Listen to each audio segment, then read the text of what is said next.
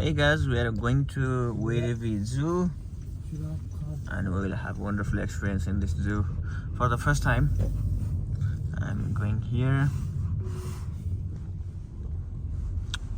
Mr. Kedar Dai and mommy is accompanying us. Mere कडा English.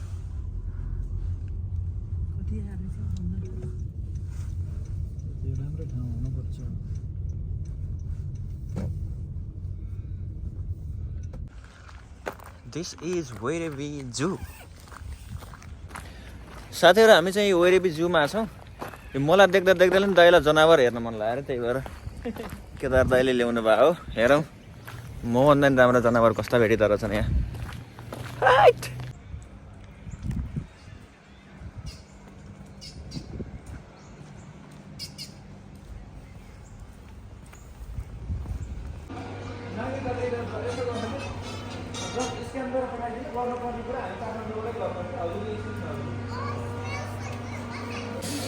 हामी यति बेला ticket लिइसकेका छौं.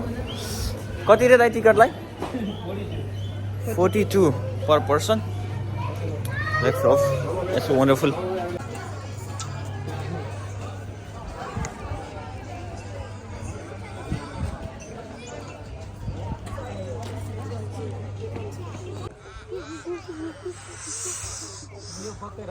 यो त हामीले गाउँमा दाइ हामीले ढोडी भन्थ्यौं नि त्यही त हैन यो. आन्टी हो र यो. हामीले ढोडी भन्थ्यौं है. त्यस्तै लाग्यो के. घाँस खरबारीमा हुने यो केही कामको नहुने के. यो पुरानो जमानाको बस होला पक्कै सन् 1800 1900 तिर अस्ट्रेलियाले चलाएका बसहरू हुन सक्छन् भन्ने हामीलाई लागिरहेको छ. African adventure. Oh my god, we are in Africa now. Okay.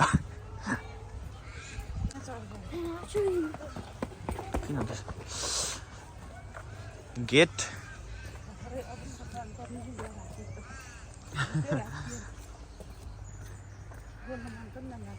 Hey.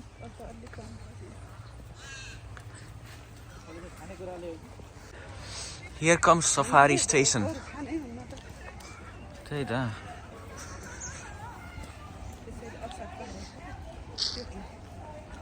हामी यहाँ सफारी टुर गर्ने छौं.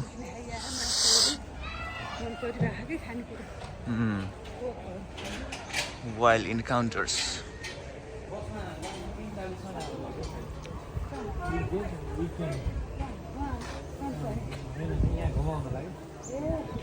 जाडो जाडो भनेर खोज्दो रहेछ.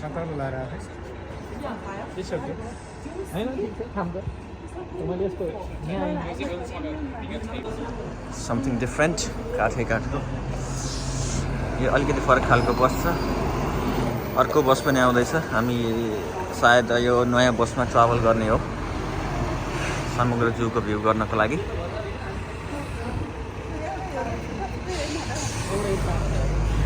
एउटै रहेछ. यस्तो खालको बसमा बसेर हामी सर र सयर गर्दैछौँ यो जूको. हेरौँ के देख्न पाइन्छ. Just a couple of quick things I've got to go through. A couple of boring things. So number one, speaking of things falling over the side, anything you wish to keep, be it hats, sunglasses, so the animals that we find in this area have evolved and adapted to not need a whole lot of water. So they live in some of the drier parts of the world. The populations are thriving in the In fact, the Yellowstone National Park alone is estimated to be about 60,000 of these guys.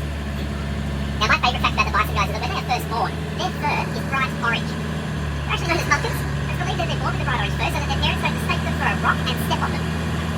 Really awkward. Beautiful horses here. Now, these are called Mongolian wild horse, also known as Taki in their native language over in Mongolia. And they were actually thought to be completely extinct, that there was none left anywhere in the world. Body fat to keep themselves going. I've got the exact same thing in my body, guys, except mine's around my waist. And coming up ahead, guys, on the right hand side we've got an animal here that looks a little bit like an oversized goat. It's not an oversized goat. is what we call scimitar horned oryx. Now, unfortunately, the oryx is actually classed as extinct in the wild, so you won't see them out in the wild anywhere, on habitat area. But to get to the next area, guys, we do need to do a river crossing. So I hope you've all bought a swimsuit. On the left there, for ripples on the water. There she is, she's just come back up. We've got some hippopotamus in the water here, guys.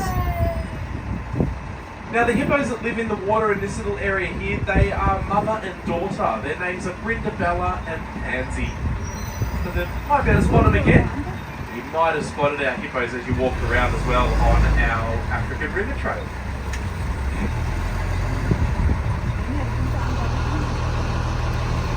At the moment, guys, I've got another question for you. Can hippos swim, yes or no? A few different answers there, yeses and no's.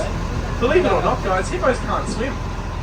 They don't swim like we think of swimming. What they do is they walk into the water, just like a horse walks on land. And that's actually where hippopotamus gets to.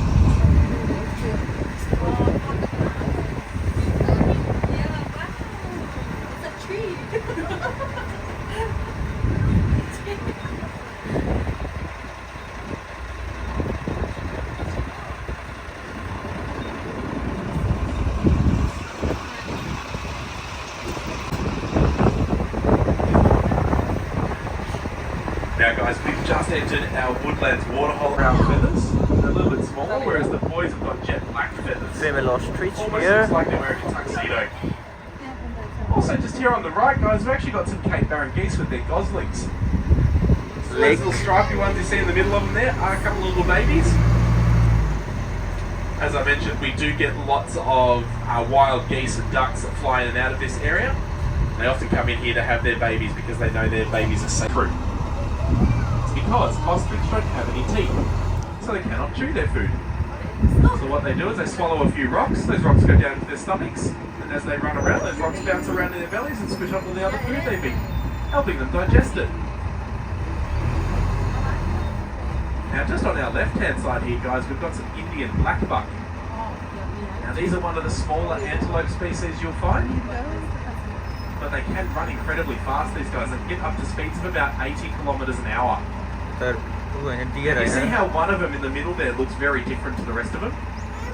That one with the black fur in the middle is our adult male. He's the leader of the herd. The rest of what you see here are either female or very young. So when they're young, they all look the same, and then as the males reach adulthood, their fur turns black, and they start to grow the horns. Hence the name black buck, buck being the males.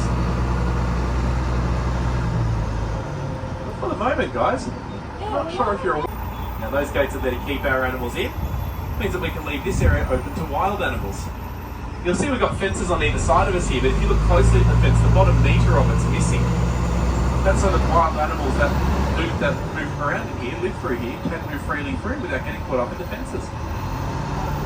You do get a lovely view of the river as we cross it here as well. Normally this river's really, really slow moving. You hardly see a ripple on it. Whereas with all the rain we've had the last few days, at the moment it is pumping. It's actually broken its banks as well. Normally it's only about half the size width-wise that it is at the moment.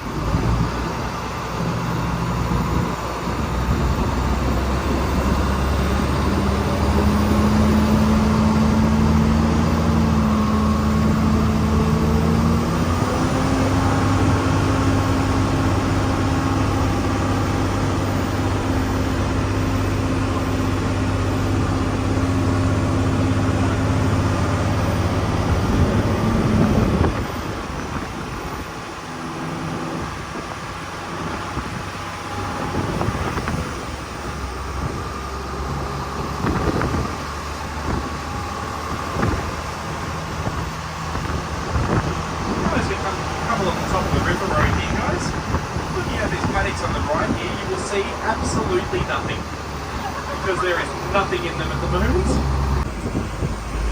Guys, I jokingly said to you just before that we were leaving the zoo and I was taking you home, yeah? This is my house here on the right hand side. Bit of a fixer-upper, I know, but it does the job. Good views, easy to get to work in the morning. Melbourne's real estate prices nowadays, that'd be worth a mill. I want you guys to do is, as we're driving around, to talk all about the different animals we have down here on the savannah. And then as we're coming back up, I'll ask you which one you think we need the tall gates for, alright? We've got a welcoming party here on our left-hand side though, guys. Got the front of our giraffe here. Look like I saw the rest of them down at the bottom of the hill there too. But we got 5 giraffe all together here at Werribee. That one there's My God. So we've got AJ, Armani, Jelani, and then Harold and Connor are our other 2 as well. Right. What's Now, the giraffe? themselves, obviously tallest land animal in the world. Out in the wild, they average at about 5 metres. Our 5 tallest one metres. here at Werribee is one called Armani, and he actually comes in at just under 6 metres tall. So he's a little bit taller than your average giraffe. We'll hopefully see them as we drive around. We'll see the rest of them. Looks like he's heading down the hill now to get back to his friends. If you look down the hill on the left here, guys, you will see a couple more of them as well. Yeah, more giraffes there. Let's cruise Yeah. around. We'll come back to the giraffes. It looks like they're heading down the hill, so we'll come back around and see if we can't get a bit closer to them. So it's a really large area that allows our animals to free roam exactly like they would in the wild. They share their habitat with lots of other animals exactly like they would in the wild. So it's a Spectacular view. Now we are just going to start heading down the hill now toward down onto the savannah. I do need to go down a bit of a steep hill here, but I will take it slow. We'll be down looking for our animals. Extra large goat there.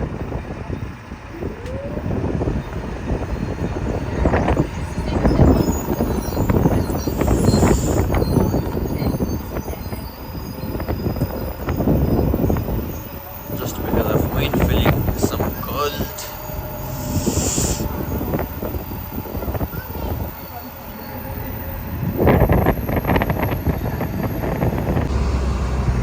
Looks like most of our animals might be up the far end of the savannah at the moment.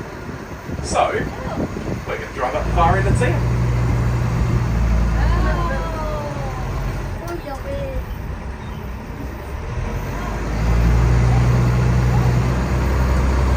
Just on the left here, now this is one of our male ostrich. So we saw the females This is earlier male with the brown ostrich. feathers. Shit. You see the boys there have got the black feathers.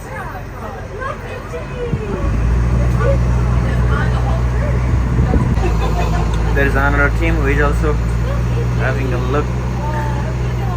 Hey guys, up ahead here on the right hand side, just having a little rest at the moment, we've got our herd of eland.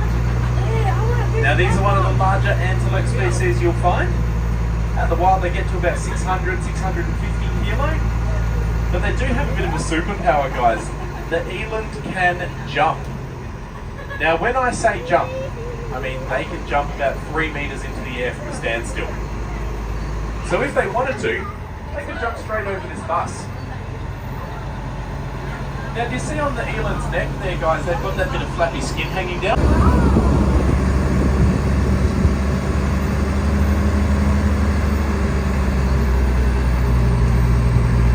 There they are. Alright, so we've got all 5 here, guys, now. So we've got, as I said earlier, there is Armani, AJ, Jelani, and then Harold and Connor as well. All 5 of ours. Now, I also said that Armani was our tallest one, and coming in at just under 6 meters. I believe this is him in front of us. We got the 2 giraffes sort of down at the same level as us, just off on their own. I think he's the one on the left of the 2. Now, giraffes have got some pretty interesting adaptations. Obviously they've evolved and adapted to not have to compete for their food. So they eat the tops of the trees. To get up to the tops of the trees, they've got those very long necks. But what's interesting with those necks, guys, is for as long as out picking up leaves and branches. If we did that with our pink tongues, we would get a sunburned tongue. Having a purple tongue actually stops it from getting sunburned. It absorbs a lot of the UV light.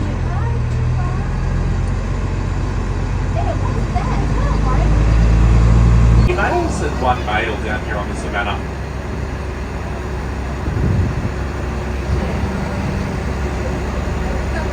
Looks like they're all going to be on the right hand side. Actually, Kafaru, our male, is going to be very, very close to the bus here too, guys, so you're going to get a good view of him. So So as I just said, we got Kafaru, who's going to be closest to the bussy. He's our 12-year-old boy.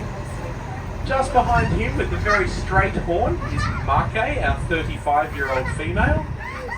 And then off in the distance, on her own at the moment, is Kapenzi, our 9-year-old female. Now Kapenzi is actually Marke's granddaughter, so those two are related. And then Kafaru up the front here, he was brought down in the hope that he might get a bit of romance going on with Kapenzi, but it's currently more of a love-hate relationship between the two. Not much romance going on. Now rhinos themselves, they are actually pretty blind. They don't have very good eyesight at all. In fact, from this distance, we're probably just a bit of a blur going past them. They do, however, have incredible hearing.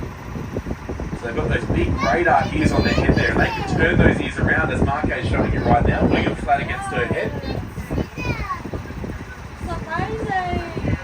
Sorry guys, 1 second.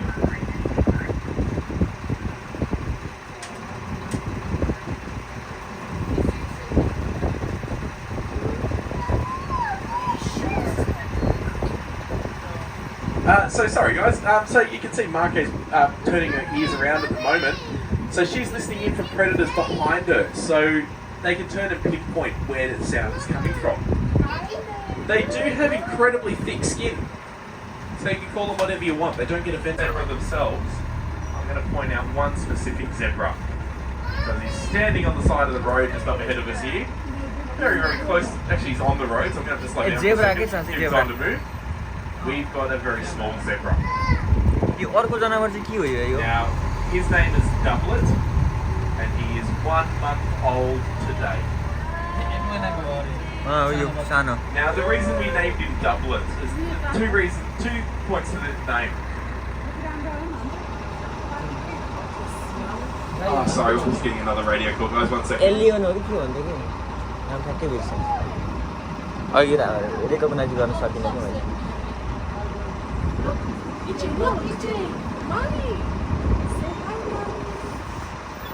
Sorry guys. So the reason we named him Doublet, 2 reasons. First of all, we've got a bit of a tradition with our zebras that we name them with the same starting letter as their mum. And he's following along behind mum at the moment, who is Defina. And then secondly, Doublet was actually born on the unfortunate day that Queen Elizabeth passed away. And what we found out was Queen Elizabeth's favourite horse was a horse named Doublet. So we thought it was pretty appropriate to name him Doublet. Now zebras themselves are obviously known for their black and white stripes. What's interesting with those stripes though is no 2 zebras will have the same stripes. It is like our fingerprints, it's a way to ID the zebras. And secondly, it's actually a form of camouflage. But not camouflage like we normally think of it, with blending in with your environment. It's what's called disruptive camouflage. Now, how disruptive camouflage works, as the name suggests, very easy way to tell this is to look at the only